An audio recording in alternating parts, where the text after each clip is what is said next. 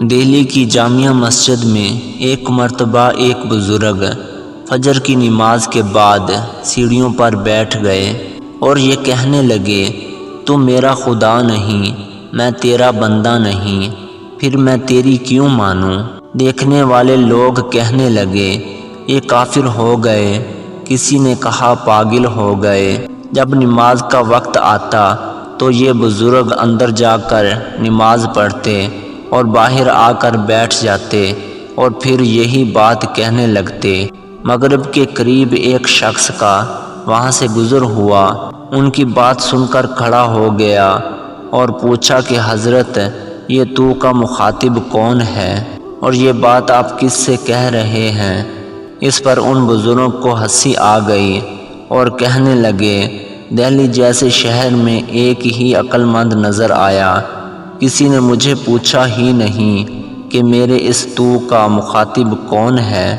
اور میں کس سے یہ کہہ رہا ہوں، خود ہی اپنی طرف سے سمجھ لیا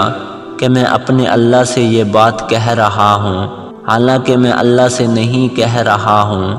پھر اس شخص سے کہنے لگے، تو نے بڑی عقل مندی کا کام کیا کہ مجھ سے پوچھ لیا، دراصل میرا مخاطب میرا نفس ہے اور میں نفس سے مخاطب ہوں کہ اے نفس، تو میرا خدا نہیں ہے، میں تیرا بندہ اور غلام نہیں ہوں، اس لیے میں تیری کیوں مانوں؟ میں تو خدا کی مانوں گا۔ اس نے کہا کہ یہ بات آپ کیوں فرما رہے تھے؟ اس پر ان بزرگ نے کہا، بات یہ ہے کہ آج فجر کی نماز پڑھنے کے بعد مسجد سے نکل رہا تھا تو نفس نے شدت سے تقاضا کیا کہ آج ناشتہ میں حلوے پراٹھے کھلاؤ، تو میں نے اس سے کہنا شروع کر دیا